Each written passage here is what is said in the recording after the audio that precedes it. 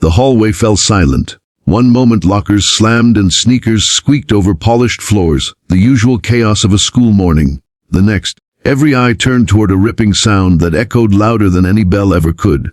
And there she stood, frozen, humiliated. Her name was Sophia, the new girl. Just 2 weeks into her transfer and already the target of cruel whispers and mocking stares. She was quiet, always polite, dressed a little differently from everyone else. She carried a sketchbook in her arms instead of a phone, wore handmade bracelets, and walked like she had something fragile inside her that she couldn't let the world break.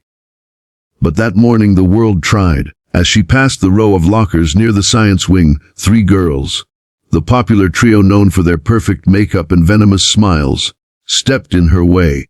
"Where do you think you're going, thrift store Barbie?" sneered Amber, their leader, flicking Sophia's shoulder.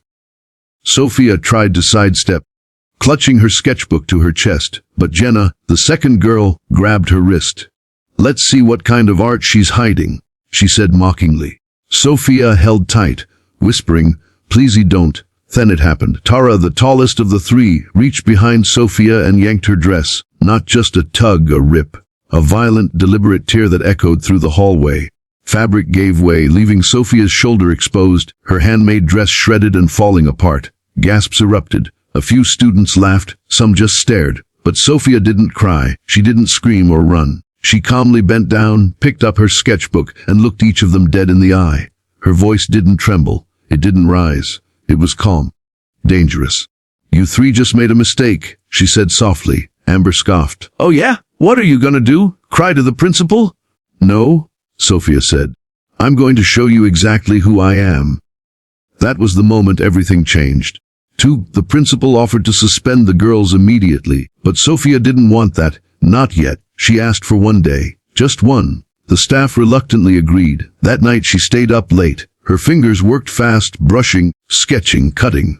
Her sewing machine buzzed like a storm fueled not by revenge, but purpose. When morning came, Sophia didn't hide. She walked back into school wearing a new dress. One she designed herself overnight, deep crimson, with hand-stitched patterns running across the chest like armor. On her back, painted in bold, striking letters, "You tried to break me. You only sharpened me." And taped to every locker, every wall in that hallway, were drawings from her sketchbook. One of Amber snarling like a hyena. Jenna clutching a mirror that showed her true ugly reflection. Tara running from a shadow of herself. But none were cruel. They were powerful, raw, and filled with so much truth that even the bullies couldn't look away. The school erupted in whispers. Some students clapped. Others followed her, asking for sketches. Sophia didn't smile arrogantly. She just nodded. Her message wasn't about ego, it was about survival, standing up without sinking to their level. But Amber didn't like losing control. During lunch they cornered her again. This time in the back hall by the gym. "You think this is funny?" Amber hissed. "You think you can embarrass us and get away with it?" Sophia didn't flinch. "I didn't embarrass you," she said. "Your own actions did that." Tara moved first. She reached out to shove Sophia. But Sophia dropped her sketchbook, stepped aside, and with a calmness that stunned even them, twisted Tara's arm just enough to make her yelp and stumble. Years of martial arts, something her grandmother had taught her since she was a little girl, flowed through her like second nature. Jenna lunged next, but Sophia ducked, swept her leg, and Jenna fell hard, slamming into the lockers. Amber just stood there, frozen.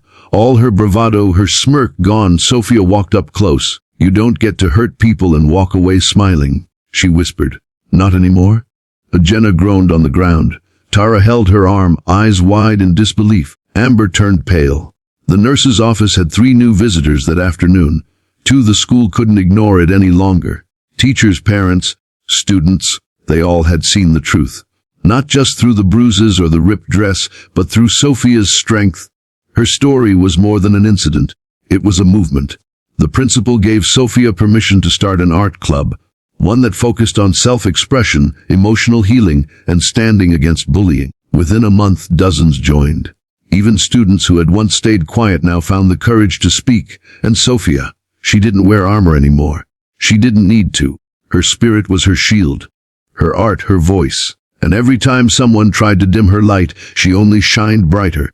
To message, you don't have to break to survive. You don't have to become cruel to defend yourself. Strength doesn't always come from fists. Sometimes it comes from standing tall, even when the world tries to tear you down. They ripped her dress, but couldn't tear her spirit. And in the end, it was her calm, unshakable courage that sent the bullies exactly where they belonged. Not just to the nurse, but to a mirror they could no longer ignore.